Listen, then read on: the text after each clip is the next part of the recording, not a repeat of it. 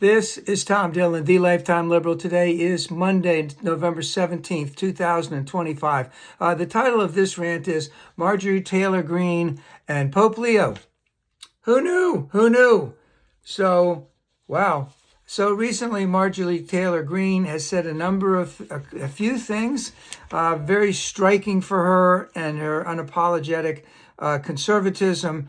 But she basically spoke out and she apologized for basically her over-the-top rhetoric and what it has implied and what it may have done. I believe her actual words were, "I'm sorry for the toxic politics that I've been involved in." Good on her part. We'll see if that continues. The second thing was that she did speak also about President Trump's over-the-top rhetoric and the fact that his rhetoric can cause harm to people because it threatens people. And she had indicated that it can put her and her family in danger. And of course, it has put others in danger. And for a Republican to say that about Trump poo-hooed it, of course, but we all know that is the absolute truth, that if Trump says things bad about people, that there are some who will take it literally and want to actually harm those people. And the fact that she actually spoke out openly against Republicans and Trump about cutting the health care of millions of Americans and the funding that they are trying to cut off by that. I think it was Obamacare. So indicating that she has children, but what she's really saying is, I know what's going on in the United States right now. People are getting screwed with medical bills. Not only the poorest of the poor, but everyone's getting screwed with medical bills. This is a broken system. She's saying that outright. All right. That's not what the Republicans want to hear. They want to hear, everything is working great because we're getting all kinds of PAC money from everybody, from the hospitals, from the pharmaceuticals. It's everybody down the line. So let's just put it this way. I vehemently disagree with just about everything she says. But these three things, I'm wholeheartedly with her on that. Thank you for actually saying that. Now, whether or not she will embrace this and continue to embrace this, time will tell. The other thing is, even though she disagrees with the way the medical system is going on in this country, that does not mean that she will actually vote for any type of democratic policies on how to correct it. And she might not even vote for some watered down Republican policy. So that time will tell on that. But let's accept her apologies. Let's accept that she appears to be in favor of having health care made better here in the United States. Now, why she's doing this, not really quite sure. Maybe she wants to be governor. Maybe she wants to be senator. That's been talked about before. Did she truly have a change of heart? Maybe she has. I don't know. That'd be great if she would. Maybe she's actually a astute political operative and figured that out on her own. Or maybe she had someone who was working with her saying, "Hey, look, this is the way things are going to go. You can get on this. This is a train that you can ride." Well, we'll have to see. Time will tell. But, it appears as if she's seeing the writing on the wall, especially with the dangers of the toxic rhetoric and with the dangers of people dying because they don't have health insurance. Now, I want to speak now about Pope Leo, good Catholic, obviously spoke out this week very forcefully about let's just use the term, our recently brown-skinned refugees who are here in the United States. Some for a short period of time, some for a much longer period of time. And the physical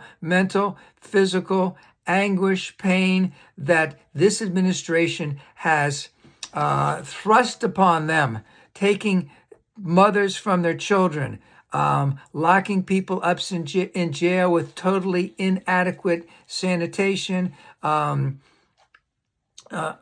health facilities, etc., sending people to foreign countries where they're tortured and raped, They spoke out forcefully about that. My understanding is the bishops in the United States voted like 90-5 to have this happen. So that's pretty striking, because when the previous guy, Francis, was in town, was running the Catholic Church, a lot of the American archbishops were really, really against him and what he was doing. So it sounds like Pope Leo has a good handle on what's going on here in the Catholic Church and what he wants to base his papacy on, because he actually quoted Matthew from the Bible, talking about whatever you do to the least of these, my brethren, you do unto me.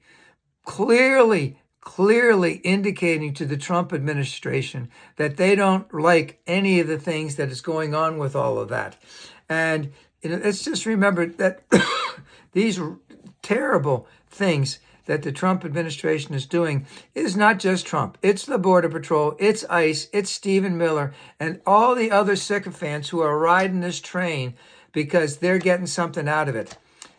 But in terms of Pope Leo and in terms of Marjorie Taylor Greene, who knew? Who would have thought that in the same week that this would happen? Now, obviously, Pope Leo has a very high pedestal that he can stand on. And by the fact that this was followed very closely on Marjorie Taylor Greene indicates that she actually does have a pretty good platform, because if she was just a run-of-the-mill politician, she wouldn't have been promoted or brought up that much. But they're basically very much the opposite. But they spoke directly and powerfully against Trump and all of the GOP policies. It needs to continue, and it needs to be reinforced daily by the Democrats all over the place. Now, tomorrow they're going to vote on the discharge petition, and Trump has basically said, okay, I'm going to tell you guys that you can do it. I got nothing to hide, et cetera, et cetera. But really, what's going on is they know that there is going to be 50, 40, 100 people in the House voting for the discharge position. So looks much better for the bully that he concedes before they take him down on this, as opposed to him fighting all the way to the end and then losing. But he is weak, because if it's 100 people who vote for the discharge position, that means that they have a 2/3 majority to override a veto. Again, this is not good. So when we talk about what's going on with Trump right now, we have Epstein at the top of the list in terms of the things that are going against Trump. Also, every major policy that he's been promoting, all Americans are against. Even a majority of Republicans are against most of them. He is a lame duck. He is showing severe mental and physical decline in some ways.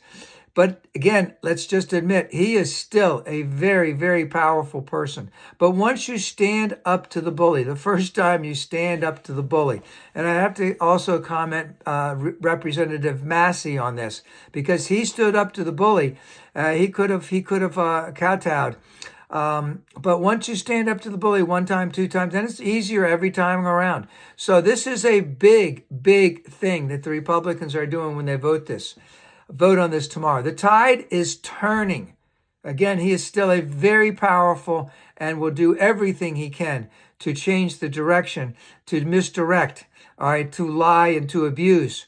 But if you stand up to him once, we can do it again. We must be resolute and unending in our opposition to this. Again, thank you to Marjorie Taylor Greene and to Pope Leo for standing up. Representative Massey also. Let's remember, the best way we can get rid of this forever is to vote blue and embrace liberalism.